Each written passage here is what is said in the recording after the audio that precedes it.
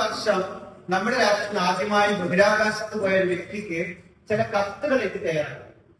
എത്ര ആൾക്കാർ കത്ത് എഴുതി? കുറെ ആൾക്കാർ കത്തുകളൊക്കെ എഴുതി. അപ്പൊ നമുക്ക് എന്തൊക്കെ കാര്യങ്ങൾ അറിയേണ്ടത്? നമുക്ക് അവിടെ എന്തൊക്കെയാണ് വിശേഷങ്ങൾ എന്ന് അറിയണ്ടേ? നമ്മുടെ ഭൂമിയിലും അവിടെ എന്തൊക്കെയാണ് മാറ്റങ്ങള്, അവിടെ പോകുമ്പോഴുള്ള അപകടങ്ങള്, അതിനുള്ള ധൈര്യം എങ്ങനെയാണ് വന്നത്, എന്തെല്ലാം കാര്യങ്ങൾ അവിടെ അനുഭവിച്ചു, ആ കാര്യങ്ങളൊക്കെ മനസ്സിലാക്കാൻ വേണ്ടി നമ്മൾ കത്തുകൾ അയച്ചു. ആ കാര്യം ശുഭാംശു ശുക്ലയുടെ മറുപടി കിട്ടിയോ? ഇല്ല. പക്ഷെ കത്തുകളെല്ലാം അദ്ദേഹത്തിന് കിട്ടിയിട്ടുണ്ട് എന്ന് അറിയിച്ചിട്ടുണ്ട്.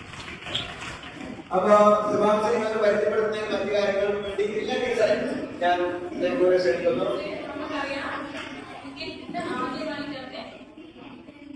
ബഹിരാകാശ നിലയത്തിലേക്ക് നമുക്കൊരു ഇന്ത്യക്കാരൻ ബഹിരാകാശ നിലയത്തിലേക്ക് എത്തിയിട്ടുള്ളത്.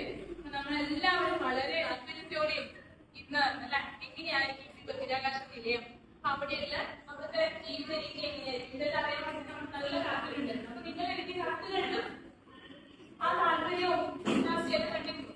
അപ്പൊ അതിനുള്ള മറുപടി ആയിട്ടുള്ളത് ഇവിടെ നിങ്ങൾക്ക് മുന്നിൽ ശുഭാംശു ശുക്ല എന്ന പേരിൽ എഴുതിയിട്ടുള്ളത്. അപ്പൊ നമുക്ക് ഒരു ഗോളമായി വെട്ടിത്തിളങ്ങുന്ന ഭൂമിയെ ഒന്ന് കാണേണ്ടത് തന്നെയാണ്. നീല നിറത്തിലുള്ള ഭൂമി, മിന്നിത്തിളങ്ങുന്ന വെള്ള മേഘങ്ങൾ, രാത്രിയിലോ പ്രകാശത്തിൽ കുളിച്ചു നിൽക്കുന്ന നഗരങ്ങൾ, അതൊരു വിസ്മയ കാഴ്ച തന്നെയായിരുന്നു. താങ്കളുടെ ബഹിരാകാശ യാത്രയെ കുറിച്ച് വിശദീകരിക്കാം. വളരെ സന്തോഷവും അതിലുപരി ആകാംക്ഷയോടും കൂടിയാണ് ഞാൻ ഈ യാത്രയെ സമീപിച്ചത്. 2025 ജൂൺ 25-ന് ഞാൻ ഉൾപ്പെടെ 4 പേർ ആക്സിയം 4 ദൗത്യത്തിന് തുടക്കം കുറിച്ചു.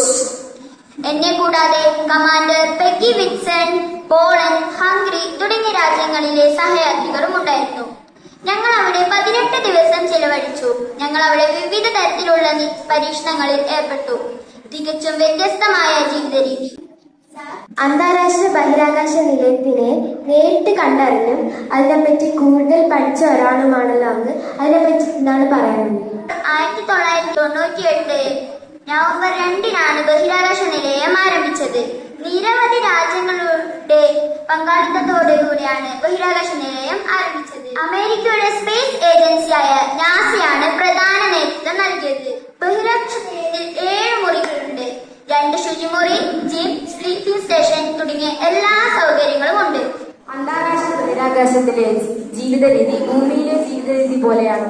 അവിടെ ഭാരമില്ലായ്മ അനുഭവപ്പെടുന്നത് കൊണ്ട് നമ്മൾ ഇപ്പോൾ ഒഴുകി നടക്കുക. അവിടെ ഓരോ രാജ്യക്കാർക്കുള്ള ഭക്ഷണം ഓരോ പാക്കറ്റുകളിലായി സൂക്ഷിച്ചിരിക്കും. തികച്ചും വ്യത്യസ്തകരമായ ഒരു ജീവിത രീതി തന്നെയാണ് അവിടെയുള്ള ജീവിത രീതി. ബഹിരാകാശ നിലയത്തിലെത്തിയ ആദ്യത്തെ ഇന്ത്യക്കാരൻ ഈ ഒരു നേട്ടത്തെ താങ്കൾ എങ്ങനെ നോക്കിക്കാണുന്നു? ഒരു ഇന്ത്യക്കാരനായതിൽ വളരെ അഭിമാനത്തോടു കൂടിയാണ് ഞാൻ ഈ നേട്ടത്തെ നോക്കിക്കാണുന്നത്. എന്റെ കുറെ കാലത്തെ ആഗ്രഹമാണ് ഈ ഒരു ദൗത്യത്തിലൂടെ പൂർത്തീകരിക്കാൻ കഴിഞ്ഞത്.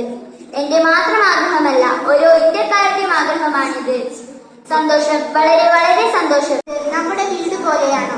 എന്തൊക്കെയാണ് പ്രത്യേകതകൾ? നമ്മൾ ഇവിടെ ഗുരുത്വാകർഷണ ബലം ഇല്ലത് കൊണ്ട് ചവിട്ടിയാണ് നിൽക്കുന്നത്. പക്ഷേ ബഹിരാകാശ നിലയത്തിൽ ഗുരുത്വാകർഷണ ബലം ഇല്ലാത്തത് കൊണ്ട് ഭാരമില്ലായ്മ അനുഭവപ്പെടും. അതുകൊണ്ട് നമ്മളെല്ലാവരും ഒഴുകി നടക്കും. ബഹിരാകാശ നിലയത്തിൽ ജിമ്മിന്റെ ആവശ്യകതയുണ്ട്. ബഹിരാകാശ നിലയത്തിൽ ഗുരുത്വാകർഷണ ബലം ഇല്ലാത്തത് കൊണ്ട് നമ്മുടെ മസിൽസിനും എല്ലുകൾക്കും ബലക്ഷയം സംഭവിച്ചേക്കാം. അതുകൊണ്ട് വ്യായാമം നിർബന്ധമായും ചെയ്യണം. ജിമ്മിന്റെ ആവശ്യകത മനസ്സിലായില്ലേ? നമുക്കെല്ലാവരും പോണം തോന്നിച്ചില്ലേ? എന്ത് വേണം? നമ്മുടെ ഓടിക്കണം. എന്ത് വേണം? നന്നായി പഠിക്കണം അല്ലെ? ഇന്ന് മുതൽ അതിന്റെ ശ്രമം തുടങ്ങണം.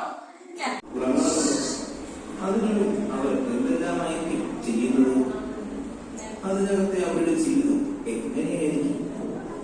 ഇതെല്ലാം നമ്മൾ കാണാൻ പോവുകയും അന്താരാഷ്ട്ര ബഹിരാകാശ നിലയത്തിലേക്ക് ഇന്നത്തെ നമ്മുടെ അന്താരാഷ്ട്ര ബഹിരാകാശ നിലയത്തിലേക്ക് പോകണമെങ്കിൽ നമ്മൾ ഭൂമിയിൽ നിന്നും 400 കിലോമീറ്ററോളം മുകളിലേക്ക് പറയണം. ഭൂമിയുടെ